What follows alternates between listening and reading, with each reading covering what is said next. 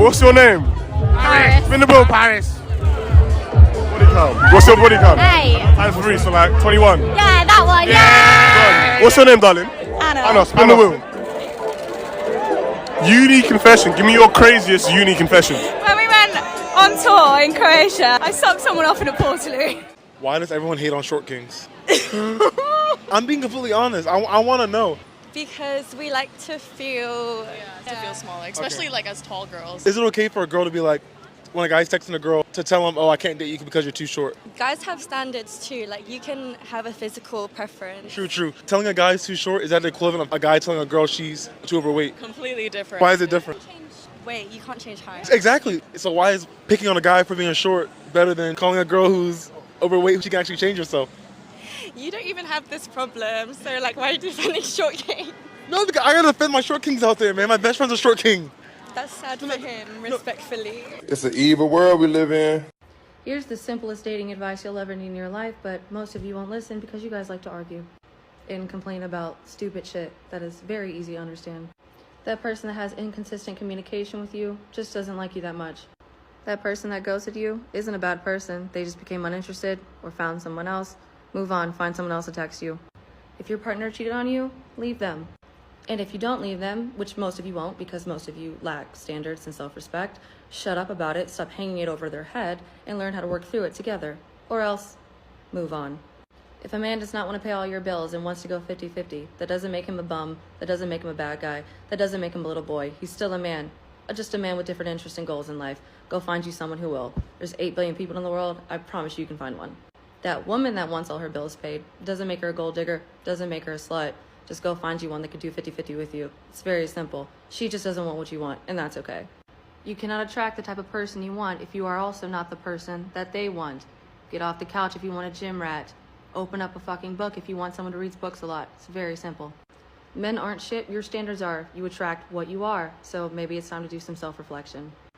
Most men under 30 don't have their shit together, and that's okay. Stop letting social media fill up your head with these unrealistic standards. This one is gonna ruffle some feathers. Men have it way harder in life than we do, especially when it comes to money. So stop being a 25-year-old woman wondering why this 25-year-old man can't bust his coochie open online for $10,000 a month. It just does not work that way for men. Believe people when they show you who they are, the first time. You do not get to choose or change the way someone decides to love you. You simply sit down, shut up, observe, and decide whether you want to participate in the way that they love or not. At the end of the day, we are all humans who have imperfect designs, so stop trying to find that perfect person. They don't exist, and that thing you hate about them, you probably hate about yourself. Don't take advice from married people or single people. Take advice from happy people. But even that's hard to find sometimes because most people lie to themselves about what actually makes them happy. Stop coming into relationships with a lacking mindset. You have a hard time finding the end-all be-all person because you yourself are not the end-all be-all person. So do some self-work, shut up, get off the internet, and stop fucking complaining. I was in a relationship for 5 years with a chick, and I went to Century, and I saw she was like dealing with another guy, and she's grinding on his dick. I'm just kind of heartbroken. I go for heaven or earth for this one, and a point came when I said, you know what? Let's go fuck. What? You know what? Whoa, let's go what? Bitches. Oh shit! I thought you guys were talking about something else. So I made a video recently that you'll never meet a woman that takes the blame for a breakup. Of course, that ruffled some feathers with modern women because there's no accountability. And I want you guys to check out this video, which proves that modern women lack accountability. So watch this video. So I was talking to a male friend of mine the other day, and he told me that women don't apologize and women can't be held accountable. And I began to really think deeply about this idea. And one of the things that came across my mind is, in the last 9 months or so of me being in my private practice, I have myself experienced many women, whether they came in as a couple or they came by themselves, they very abruptly discontinued their therapy. And I started to reflect and really think, what was going on here?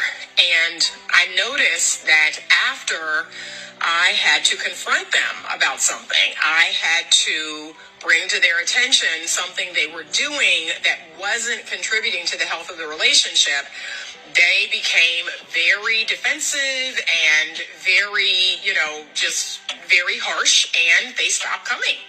And even though the husband would continue to come, he made it very clear that, yeah, she won't apologize. She thinks you're wrong. She thinks you're taking my side. And I began to really reflect, like, oh my gosh, is it true that women don't apologize? Is it that women struggle with being held accountable? Why are women more likely to approach men for business than they are for dating? I have been approaching men more often, actually. I think women don't approach men because we think that the man should do that for us. But you know what? I think that the world needs to change a little bit and the women have to go after the men. I don't know. It's like a really terrible stigma in our culture. It has kind of just built this up, I think. That's made things a lot more difficult, just like over time, and how men are supposed to be like the ones that protect and don't have feelings and things like that. I feel like has just not helped the stigma at all leading up to our culture today. I have a question for you. What, question for me? Yeah. All right, hold the mic. So, are you into tall girls? I love climbing trees. I like my short kings. I could definitely be your Tarzan woman. All right, got the camera. I'm leaving here with something. At 34, what do you consider a high value man? Oh, good question. I think a high value man is someone who knows himself well enough to know what he's looking for, to have a certain respect for not just people in general, but also obviously including women. High value men have ambition. They don't have to reach their goals yet, but at least have some sort of plan. Do you expect him to be established monetarily wise and Not necessarily, no. I mean, as I said, as I mentioned before, I have my own career and I don't need somebody to support me financially. I don't need somebody that's on the same level. But I do see a certain level of ambition as necessary. let's say you made 100K, how much would I as the man need to bring to that relationship? In Miami, I don't know, I want to say maybe 50. If your end goal is not to forever make 50K, but if you're there right now and if you're still figuring out what you want to do with your life, I don't expect somebody in their mid-30s to know what they want to do for the rest of their lives. A couple of random divorce statistics that may surprise you. Here we go. Number 1, did you know if you work from home, you're less likely to get divorced? Number 2, if you have lost a lot of weight since getting married, it increases your likelihood of getting divorced. The northeastern section of the United States actually has a lower divorce rate than other sections of the US. If you have a lot of close friends that have been divorced, you're actually much more likely to get divorced yourself. The more educated you are, the less likely you are to get divorced. Divorce is really seasonal. Divorce rates are the highest in January and February every year. Good news for millennials, if you're a millennial, you're much less likely to get divorced. And if you have the same alcohol habits as your spouse, you're much less likely to divorce. What's your age, ladies? We're both 45. 45. Why do you think she's still single? She's very picky. What are some of her standards? She wants someone to be very polished, I would say, put together. She needs them to have a plan, not only in their own life, but for her as well. How much money does he need to make? Good question. No set amount of money. So he could be making 45K as a manager at Moxie's? No, don't be crazy. Why does that make me crazy though? That's crazy talk.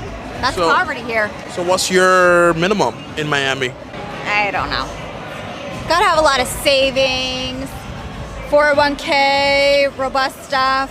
I don't know. Does he need to match you or be higher? Grossly exceed what I'm bringing. Okay. So That's not true. That's not true. I have a lot of money. ballpark figure then, where would he need to be? At least 150 in Miami. Yeah, at least 150. I think we're of a certain age. It's not that hard to do that.